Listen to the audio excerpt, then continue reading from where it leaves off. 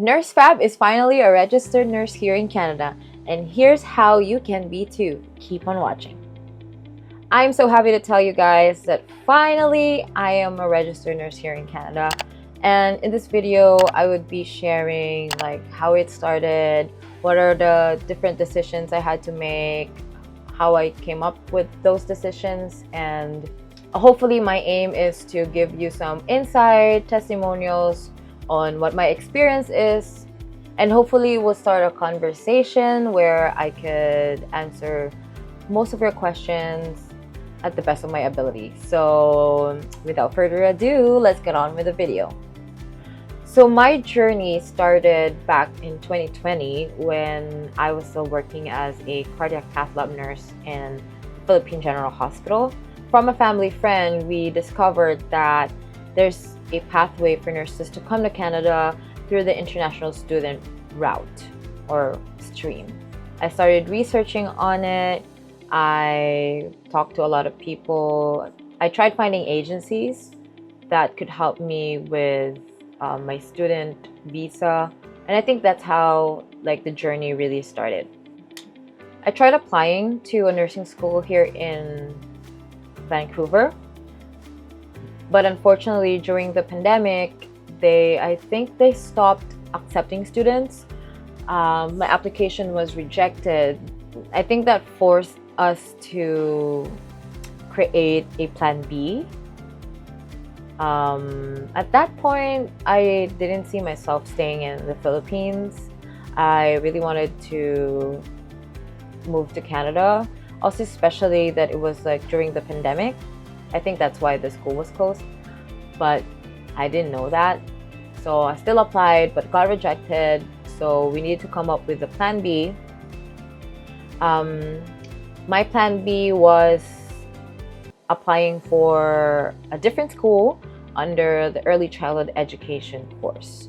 So that was my plan B. I was accepted in the early childhood education international student pathway. So I processed that. But in the back of my mind, I really know that I will come back to nursing. So I started my NNAS, or my National Nursing Assessment Service application. I have a lot of videos about this on my channel, so I'll just link up the playlist for those videos. But back then, NNAS was the only accredited organization for nursing credential verification, like your education, your license, your experiences. NNAS was the body that checks that and gives the report to the different nursing regulatory bodies in the different provinces of Canada. So yeah, I started doing my NNAS, and then I finished it when I came here in 2021. Then I finished it around August 2021 when I came here, and I got my results in December. I don't know if it's Christmas Eve or New Year's Eve, but I got it in December 2021. And my NNAS advisory report came back. Dun, dun, dun, incomparable. Stress-me, which just means that I would need further training, further education to be able to be at the level of an entry-level nurse here in BC or in Canada. And I think, yeah, it will vary depending on the province that you wanted to apply for. So for example, I know that BC has an insanely high standard. So I wasn't really surprised when I got that result.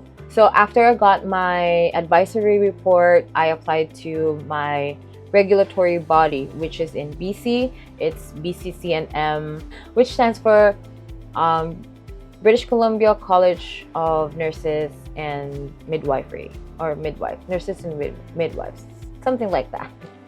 I don't want to search it anymore. Anyway, after I started my application, BCCNM told me that I have two options. One is to go through the NCAS, or the Nursing Community Assessment Service. It's a computer-based exam and a skills-based exam that would like give you a score, or where like what education or courses that you need to take before you can get registered, or take a 2-year re-entry program in BC or in Canada.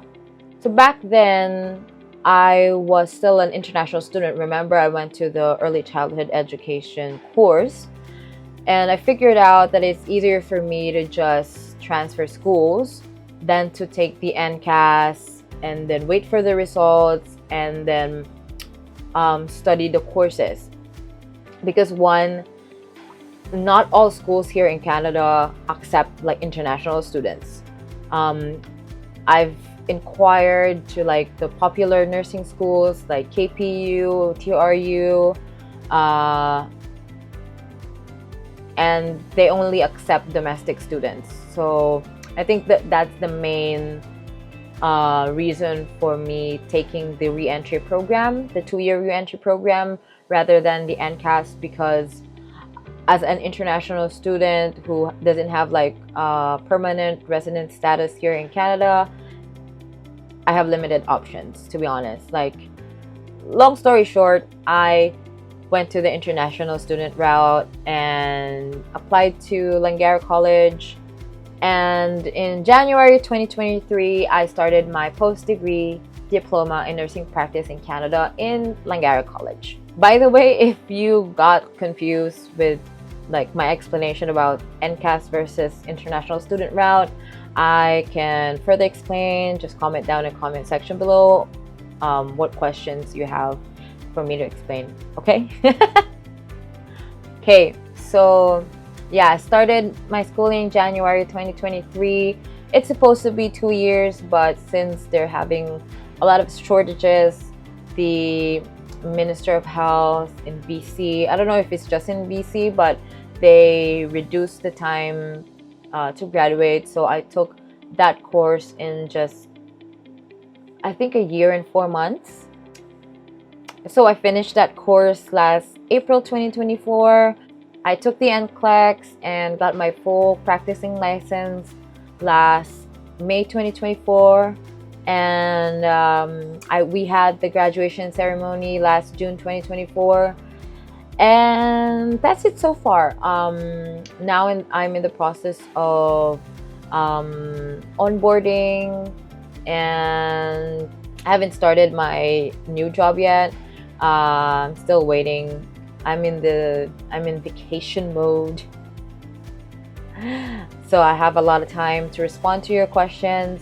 So if you're like me and want to move to Canada and pursue your nursing career, then I suggest the first thing that you should do is to find the province that you want to move to, because it really depends on which province you wanted to apply and if it's going to be faster or easier. I have a video that can help you with deciding which province is the best for you. So go check out that video, and I will see you on my next one. Stay fabulously brave and beautiful. Bye. I missed you guys.